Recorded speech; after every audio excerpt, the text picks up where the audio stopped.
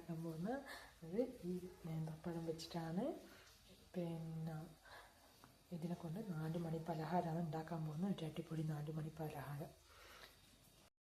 കഴിക്കാൻ കൊടുത്താൽ എൻ്റെ മകൻ ഇടയ്ക്ക് കഴിക്കും, ഇടയ്ക്ക് ഇഷ്ടാവില്ല, അപ്പോൾ കടിച്ചൊക്കെ ചാടും. അതുകൊണ്ട് ഈ ഒരു ഐറ്റം ഉണ്ടാക്കി എൻ്റെ മകൻ കഴിക്കും. അതുകൊണ്ടാണ് ഞാനിത് ഉണ്ടാക്കാൻ പോകുന്നത്. നമുക്ക് അതിലേക്ക് കിടക്കാം. ഞാനിവിടെ ഇതിന് വേണ്ടി 2 പഴമാണ് എടുത്തിട്ടുള്ളത്. പിന്നെ കുറച്ച് തേങ്ങ എടുത്തിട്ടുണ്ട്, അത് പൊടിച്ചെടുത്തത് മിക്സിയിട്ട് പൊടിച്ചെടുത്ത് വെച്ചിട്ടുണ്ട്. പിന്നെ വെല്ലം ചിരണ്ടി വെച്ചിട്ടുണ്ട്. പിന്നെ 1 കപ്പ് ഗോതമ്പ് പൊടിയാണ് ഞാൻ എടുത്തിട്ടുള്ളത്. ഇതിപ്പോൾ കപ്പെന്ന് വെച്ചാൽ ഈ കപ്പിന് 1 കപ്പ് ഗോതമ്പ് പൊടി. പിന്നെ ആവശ്യമുണ്ടെങ്കിൽ ഏലക്കപ്പൊടി ചേർക്കാം. അതൊക്കെ ഒരുപാട് ടേസ്റ്റിനനുസരിച്ച്. എനിക്കിവിടെ ഞാൻ ഏലക്കപ്പൊടി ചേർക്കുന്നില്ല, കാരണം എൻ്റെ മകന് അതിൻ്റെ ടേസ്റ്റ് ഇഷ്ടമല്ല. അപ്പം ഞാൻ എൻ്റെ കയ്യിലുള്ള ഈ ഒരു സാധനങ്ങൾ വെച്ചിട്ടാണ് ഇന്നത്തെ 4 മണി പലഹാരം ഉണ്ടാക്കാൻ പോകുന്നത്. അതിനാദ്യമായി ഈ തേങ്ങയും ഈ വെല്ലവും കൂടി നമുക്കൊന്ന് മിക്സിയിട്ട് അടിച്ചെടുക്കാം.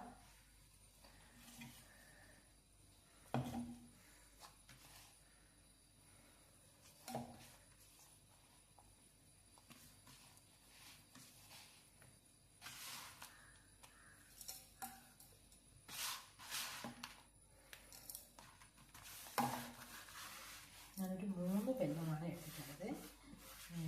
ഒരു മുറിയുടെ പകുതി, 1/4 ഭാഗം തേങ്ങയും എടുത്തിട്ടുണ്ട്. നമുക്ക് ടേസ്റ്റിനനുസരിച്ച് തേങ്ങയും ഇത് സാധനത്തിനനുസരിച്ചിട്ട് തേങ്ങയും വെല്ലമൊക്കെ കൂട്ടുകയും കുറയ്ക്കുകയും ചെയ്യാം. ഞാനിപ്പോൾ 2 പഴത്തിന് 3 വെല്ലവും ഒരു മുറി തേങ്ങയുടെ പകുതി തേങ്ങ എടുത്തിട്ടുള്ളത്, 1 കപ്പ് ഗോതമ്പ് പൊടി. ഇനി നമുക്കിത് അടിച്ചിട്ട് വരാം. ഞാനിത് അടിച്ചെടുത്തിട്ടുണ്ട്. ഇതേ പരുവത്തിൽ കിട്ടണം, നല്ല ലൂസി ആയിട്ട്. അത് ഞാൻ മാവിലേക്ക് ഒഴിക്കുന്നുണ്ട്.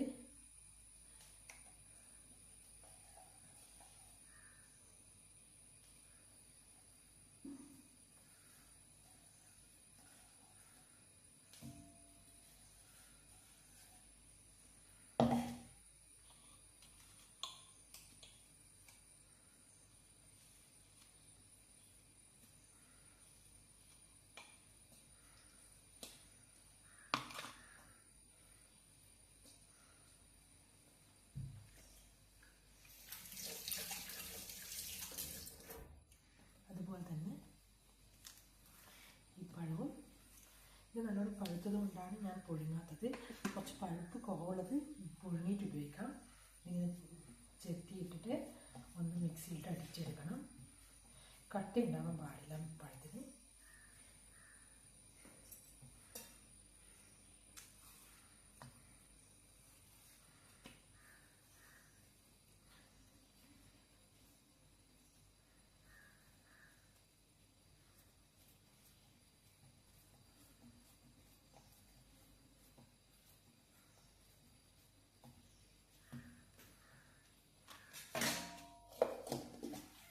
ഇതൊന്ന് അടിച്ചിട്ട് എടുക്കാം.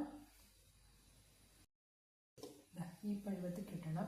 പുഴുങ്ങുന്ന പഴമെങ്കിൽ ഇങ്ങനെ ലൂസായി കിട്ടില്ല, അതും കുഴപ്പമൊന്നുമില്ല. അതും നമ്മൾ ഈ മാവിലേക്ക് ഒഴിച്ച് കൊടുക്കുകയാണ്. ഇതിൽ വേറെ വെള്ളമൊന്നും ചേർക്കാൻ പാടില്ല. ഈ മാവ് ഇതിനെ കൊണ്ട് തന്നെ, ഈ തേങ്ങയുടെ ഇതും വെള്ളത്തിൻ്റെയും ഈ പഴത്തിൻ്റെയും ഇതും മാത്രം ഉപയോഗിച്ചിട്ട് ആക്കണം.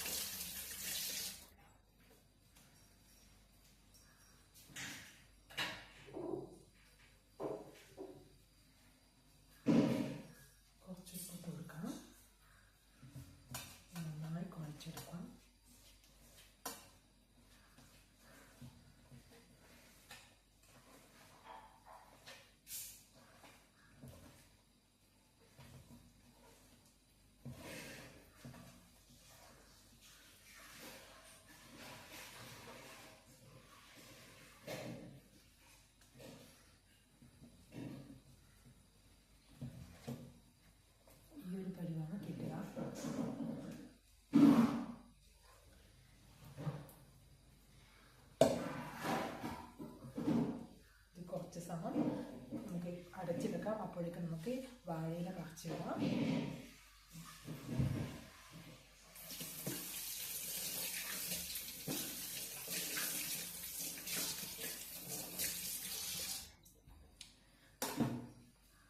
വാഴയില മറിച്ചിട്ട് വരാം. വാഴയില കൊണ്ടുവന്നു അത് കഴുകി വൃത്തിയാക്കി എടുത്തിട്ടുണ്ട്. അതിലേക്ക് നമുക്കിതിട്ട് കൊടുക്കാം.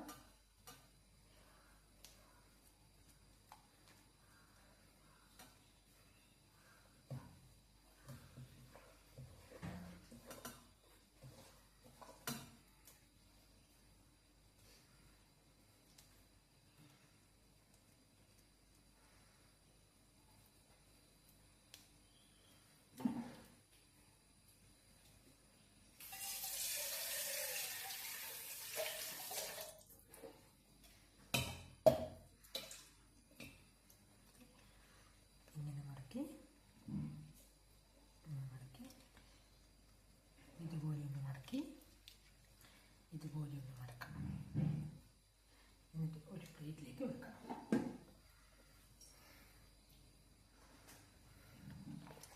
വീണ്ടും വഴിയിലെടുത്ത് ഇട്ടിട്ടുണ്ട്.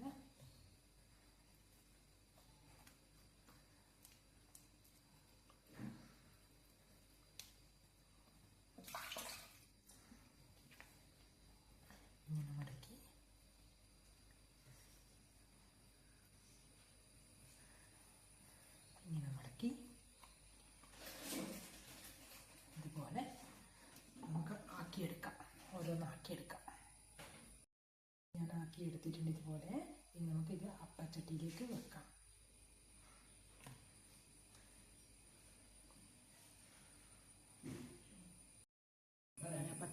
ഇഡ്ഡലി പാത്രത്തിലാണ് വെള്ളം വെച്ചത്. ഇഡ്ഡലി പാത്രത്തിൽ വെള്ളം വെച്ചിട്ടുണ്ട്.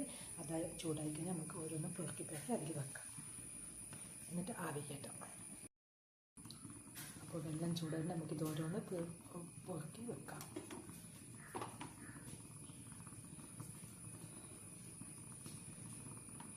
നല്ല 4 മണി പലഹാരമാണ്. ഓയിലില്ല, എല്ലാവർക്കും കഴിക്കാൻ പറ്റുന്നുണ്ട്. ടേസ്റ്റി ആയിട്ടുള്ള പലഹാരമാണ്. ഞാനിവിടെ ഗോതമ്പ് എടുത്തിട്ടുള്ളത്.